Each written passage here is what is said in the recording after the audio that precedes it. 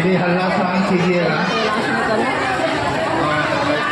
दो बातें महादेव के विषय में करने का मौका दीजिए। आप लोग आवाज़ करिएगा तो कैसे दो शब्द अपने महादेव के बारे में बोल सकूंगा। पता है कि बहुत देरों से आप लोग गर्मी में अपने घर के सारे सुखों को छोड़कर इस जगह उपस्थित हुए हैं। गर्मी आपको परेशान कर रही है, आप तबाह हो रहे हैं, मन में बेचैनियाँ है कि कब घर जाएं, और फिर भी आप यहाँ पर बैठ कर के अपने महादेव की बातें सुन रहे हैं। इससे बड़ा आश्चर्य क्या होगा। साहब का दिया हुआ 3 सूत्र।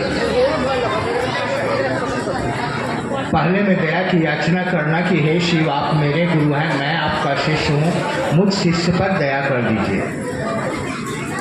दूसरे सूत्र में कहा गया है कि आप जिस जगह पर रहते हैं, आपके आसपास में जितने लोग हैं जो आपसे दिन रात मिलते हैं, जिसके संपर्क में आप हैं, जिससे आप अक्सर फोनों पर बात करते हैं, उसको भी ये संवाद दे दें कि आपने शिव को गुरु बनाया है, वो भी शिव को गुरु बना ले। तीसरे सूत्र में कहा गया है कि अगर आपने शिव को गुरु बना ही लिया है तो आपका अधिकार बनता है कि अपने गुरु को प्रणाम करें। तो साहब ने कहा है कि अपने गुरु को प्रणाम करने के लिए आपको जिस समय भी समय मिले, नमः शिवाय से 108 बार प्रणाम करने का प्रयास करना चाहिए।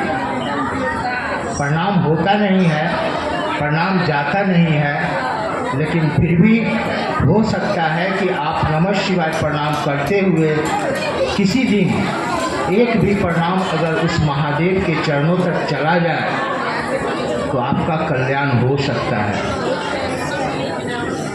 यहाँ उपस्थित जितने भी गुरु भाई और गुरु बहन हैं, यहाँ जो उपस्थित हुए हैं, उन सभी का मनसा एक ही है। वो कुछ नहीं चाहते हैं। यहाँ बैठे हुए गुरु भाई और गुरु बहन वो धरती का सुख नहीं चाहते हैं, वो चाहते हैं कि उसका घर, उसका परिवार, उसका पति, उसका बच्चा अच्छा हो जाए। उसके घर की जो व्यवस्था है, उसके घर में जो बच्चे हैं, उसके घर में जो पति है, माता है, पिता है, सास है, ससुर है, ये लोग अच्छे से रहने लगे, किसी तरह का कोई झमेला उसके घर में ना हो, घर में शांति जैसा माहौल बन जाए, कोई चीज़ की कमी न रहे।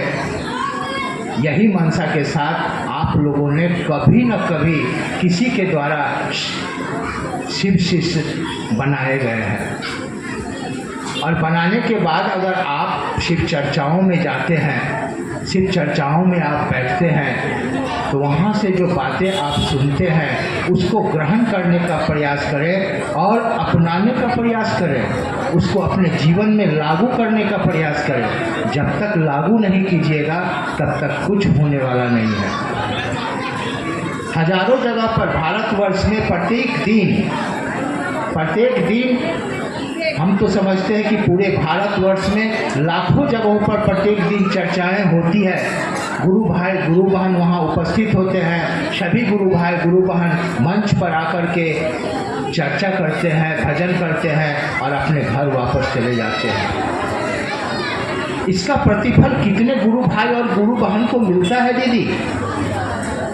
कितने गुरु भाई आपको बता सकते हैं कि मैंने शिव को गुरु बना करके बहुत कुछ हासिल किया है? थोड़ा बहुत अगर शिव को आप गुरु नहीं भी बनाएंगे तो भी तो शिव दया करते ही हैं, क्योंकि आप तो उनके संतान हैं ना। बेटा अगर आप हैं, बेटी अगर आप हैं, तो माँ बाप पर तो आपका अधिकार है, कुछ न कुछ तो आपसे उनसे मिलता ही रहेगा। लेकिन अगर बहुत चीज़ की कामना हो, बहुत इच्छाएं हो, तो बाप का दिया हुआ काम को अगर आप करिएगा तो वो आपको हो सकता है कि आपकी मुँह मांगा इनाम आपको दे दे। इसलिए सबसे पहले अपने बाप को, अपने पिता को, अपने गुरु को अपना बनाने का प्रयास करेंगे। और अपना बनाने के लिए क्या करना होगा, कैसे वो मेरे अपने होंगे, कैसे मैं उनका चहेता बन जाऊं, ये आपको सोचना होगा। और शुरुआत इसकी जो होती है गली और मोहल्लों से नहीं होती है दीदी। आप यहाँ से निकल कर के गली और मोहल्ला में 100 घोषणा कर लीजिए, इससे आपका कोई बरकत नहीं होगा। जिस जगह पर रहते हैं, जिस घर में रहते हैं, पहले उस घर को सही करना होगा। जिस घर में बहुत सारे कष्ट, बहुत सारे दुख, बहुत सारी व्याधियाँ हैं, जिसके कारण आप परेशान रहते हैं, रुपया कमाने वाले कमी नहीं है, रुपया घर में आता है लेकिन उस घर में रुपया नहीं टिकता है। पहले तो उसको सही करना पड़ेगा। आप अपने घर के देवी देवताओं को अपने घर में रखते हैं, बहुत सारे देवी देवता आपके घर में पूजित होते हैं। महादेव की फोटो रखते हैं, दुर्गा की फोटो रखते हैं, काली की फोटो रखते हैं। जितने भी हिंदू समाज में भगवान हैं, उन सारे भगवानों का फोटो खरीद करके, अभी भी मैं देख रहा था कि बाहर में वहाँ पर फोटो बिक रहा था। बहुत सारे गुरु बहन, गुरु भाई फोटो खरीद करके अपने घर लेकर के चले गए। जहाँ उनका भगवान रहता है वहाँ पर वो फोटो रख देंगे। क्या कीजिएगा उस फोटो का?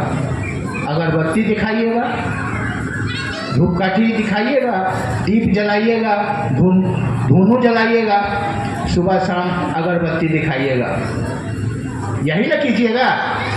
आपको विश्वास है कि हमारे घर में जो फोटो खरीद के ले जा रहे हैं, ये हमारे घर के दुखों को दूर करेंगे। महादेव का फोटो लगा दिए हैं, वो हमारे दुखों को दूर करेंगे। इसीलिए ना फोटो लगाए हैं। विश्वास है तब ना। अगर आपका विश्वास उस फोटो पर नहीं होगा तो आप क्या कीजिएगा? उस फोटो को अपने घर में रखिएगा, अपने घर के मंदिर में रखिएगा? नहीं रख सकते हैं। पहले विश्वास है तब वो फोटो आपके घर में है। अगर आपका विश्वास उस फोटो पर है तो क्यों अपने घर में झगड़ा करते हैं? क्यों अपने घर में गाली गलौज करते हैं? क्यों आपके घर में 10 तरह का कलह होता है? ये कलह, ये गाली गलौज आप किसको सुना रहे हैं? देवी देवता को अपने घर में रख करके अगर गाली गलौज करते हैं तो वो क्या आपको आशीर्वाद देंगे? आपको सुखी से रहने देंगे? वो लक्ष्मी आपके घर में रहेगी? सवाल ही नहीं है। मैं अपने घर में अगर आपको बुलाऊं और मैं अपने मियाँ बीवी के साथ झगड़ा करूं, दोबारा आप मेरे घर नहीं जाइएगा। मैं अपने बाली बच्चों को गाली गलौज करूं, आप सुनिएगा, आपको अच्छे अच्छे खाना खिलाया है मैंने, आप खाइएगा, लेकिन कसम खाइएगा भीतर ही भीतर मन में कि आज के बाद मैं इसके घर पर नहीं आऊंगा। क्यों? आप उस देवी देवता को अगर पूछते हैं तो अगर आपके ऊपर आपका विश्वास है तो घर के माहौल को हमको अच्छा करना पड़ेगा। घर का माहौल हमको कैसे अच्छा होगा दीदी? घर के माहौल को अच्छा करने के लिए हमारे घर के जो सदस्य हैं, सदस्य के रूप में मेरी बहन है, मेरी माता है, मेरे पिता है, मेरे सास है, मेरे ससुर है, मेरे बच्चे हैं, उन सभी को ये कहेंगे कि बउआ तुम एक काम करो ना, शिव को गुरु बना लो। बोलो तो मेरे साथ एक बार कि हे शिव आप मेरे गुरु हैं, मैं आपका शिष्य हूँ, मुझ शिष्य पर दया कर दीजिए। बोलो ना।